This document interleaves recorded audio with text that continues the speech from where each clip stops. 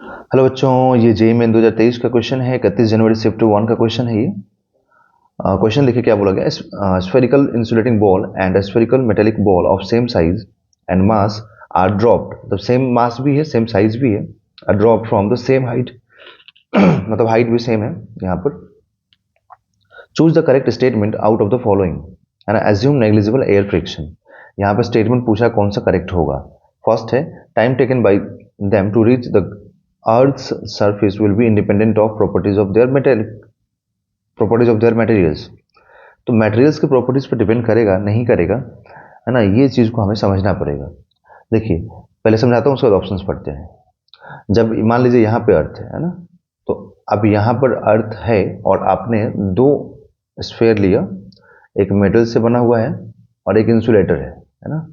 दो स्फेयर लिया तो अब क्या होगा कि ये मान लो मेटल है और ये इंसुलेटर है। ओके, तो जब ये नीचे की तरफ आएगा ना तो अर्थ के फील्ड में एंटर करेगा, अर्थ के ग्रेविटेशनल सॉरी अर्थ के मैग्नेटिक फील्ड में एंटर करेगा, क्योंकि अर्थ का अपना मैग्नेटिक फील्ड भी तो होगा। तो जब ये मैग्नेटिक फील्ड में एंटर करेगा तो जो मेटेलिक स्फीयर है ना, हम इस चीज को जानते हैं कि जब भी मतलब फैराडेज लॉ के अकॉर्डिंग, मैं यहाँ पर लिखूँ फैराडेज लॉ के अकॉर्डिंग, तो जब भी कोई भी ऑब्जेक्ट, जब कोई भी मेटेलिक ऑब्जेक्ट, जब कोई भी मेटेलिक ऑब्जेक्ट किसी भी फील्ड के अंदर मूव करेगा, ठीक है, तो उसमें फ्लक्स में चेंजेज आता है। अगर फ्लक्स में चेंजेज आता है तो लेंज लॉ और फैराडेज लॉ को कंबाइन करें तो क्या होता है, एक इंड्यूस ईएमएफ होता है जो होता है minus d phi by d t, जहाँ पर फाई क्या होता है, फाई होता है यहाँ पर फ्लक्स।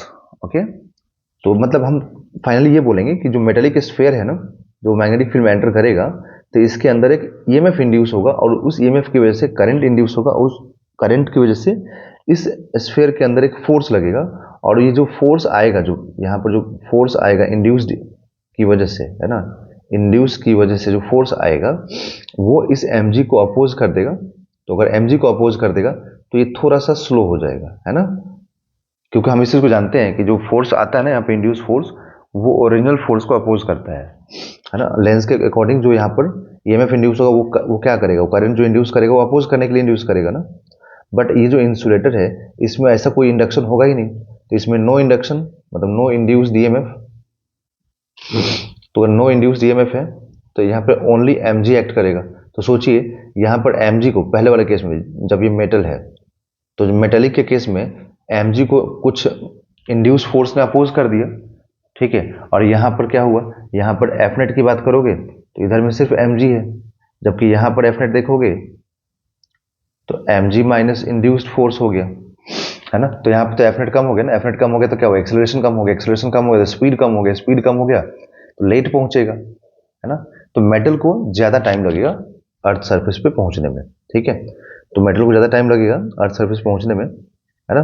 तो इसमें तो बोल रहा है कि इस वाले में देखिए, एक minute, time taken by them to reach the earth surface will be independent of their properties of their materials. तो नहीं, इंडिपेंडेंट नहीं है। Insulating ball will reach the earth surface earlier than metal ball, ये correct है ना, क्योंकि insulating ball ना जल्दी पहुंच जाएगा बिकॉज इसको कोई अपोज करने वाला फोर्स यहाँ पर इंड्यूस नहीं हो रहा है, ठीक है। थर्ड ऑप्शन देखिए, both will reach the earth surface simultaneously, ये भी रॉन्ग हो गया। Metal ball will reach the earth surface earlier than insulating, गलत है, मेटल बॉल लेट पहुंचेगा, तो इंसुलेटिंग पहले पहुंचेगा, that is option number 2 is a right answer.